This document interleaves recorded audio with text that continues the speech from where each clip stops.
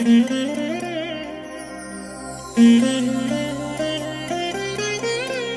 దినం పరము నుండి దిగివచ్చు మాట, ఇది నీ జీవితానికి వెలుగుల బాట, నీ ఒడిలో ఉంచబడిన దీవెనల మూట, అద్భుతాల ఆనంద ఊట. ఆగస్టు 19 సంవత్సరమంతా మీరు బైబిల్ చదివి ముగించడానికి ఈరోజు మీరు చదవలసిన లేఖన భాగము ఉదయం 103 మరియు 104 కీర్తనలు, సాయంత్రం 1 కొరింథీ పత్రిక 2వ అధ్యాయము. ప్రియమైన దేవుని బిడ్డలారా, ఈ ఉదయకాల సమయంలో ప్రభు కృప మీకు తోడైయుండునుగాక. ఎలా ఉన్నారు? బాగున్నారు కదా?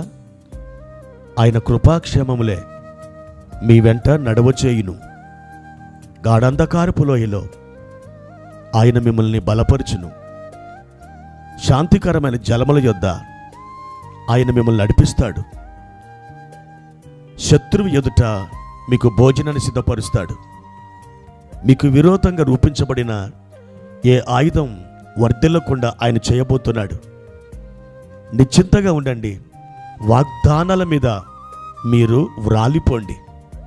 దేవుని కృప ఆ విధంగా మిమ్మల్ని నడిపించునుగాక. ప్రియా దేవుని బిడ్డలారా, ఈ ఉదయకాల సమయంలో ప్రభువారు మనకిచ్చిన ఒక వాక్యాన్ని చదువుకుందాం. ఫిలిప్పీలకు రాసిన పత్రిక 4వ అధ్యాయము 13వ వచనం. నన్ను బలపరచువాని అందే నేను సమస్తమును చేయగలను. ప్రియమైన దేవుని బిడ్డలారా, ఈ వాక్యం వ్రాసినవాడు ఎవరో తెలుసా? అపోస్తలుడైన పౌలు. ఎక్కడి నుండి రాశాడో తెలుసా? ఆయన ఒక చెరసాలలో నుండి రాశాడు. ఆయన చెరసాలలో ఉన్నప్పుడు ఎఫెసీ పత్రిక, ఫిలిప్పీ పత్రిక, కొలస్సీ పత్రిక, ఫిలెమోను పత్రిక, ఈ 4 పత్రికలు ఆయన చెరసాలలో ఉండి రాశాడు. వీటిని చెరపత్రికలు అని కూడా పండితులు పిలుస్తారు.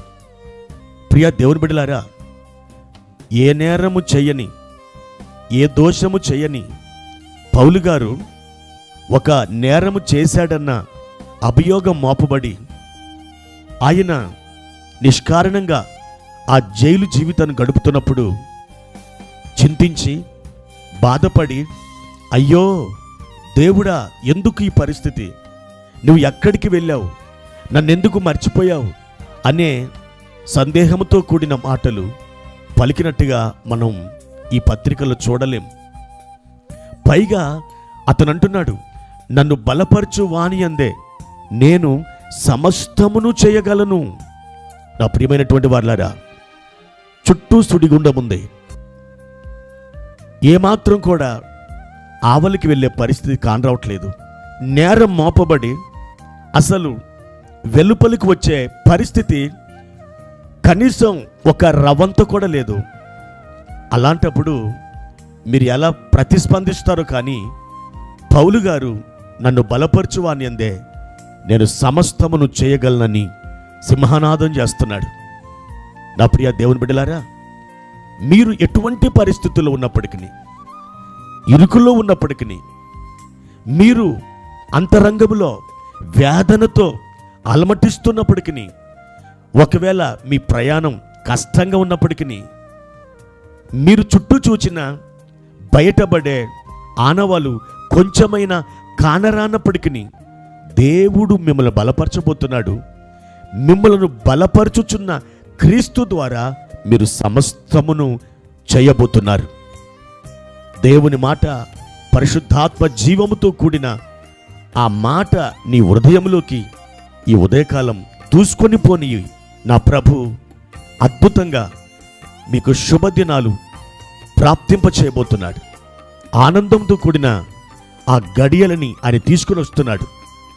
ఇంతకాలం నిరీక్షణతో ఎదురు చూశారు కదా, మీ నిరీక్షణ వ్యర్థము కాదు. మీ నిరీక్షణ సఫలం అయ్యే గడియ ఆసన్నమవుతుంది. ప్రభు తట్టే కనులెత్తు చూడండి. దేవుని కృప మీకు తోడై ఉండునుగాక.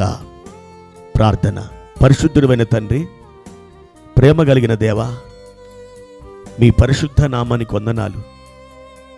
ఈ ఉదయకాల సమయంలో మమ్మల్ని బలపరిచే క్రీస్తుగా మీరు మా ఎదుట నిలుచున్నారు. మా పరిస్థితులు ఎలాగున్నను, అవి ఎంత తీవ్రత కలిగి ఉన్నను మేము భయపడము. ఎందుకంటే నీవు మాకు తోడుగా ఉన్నావు. వాటి నుండి మమ్మల్ని బయట పడజేసే శక్తిమంతుడుగా ఉన్నావు. మా నాయన, మీరు మమ్మల్ని బలపరుస్తున్నారు కాబట్టి మేము సమస్తమును చేయగలం. మీ కృప మమ్మల్ని ఆవరించి బలపరిచి వర్ధుల చేయునుగాక. యేసు నామములో ఈ ప్రార్థన అడిగి వేడుకుంటున్నాము తండ్రి. ఆమెన్.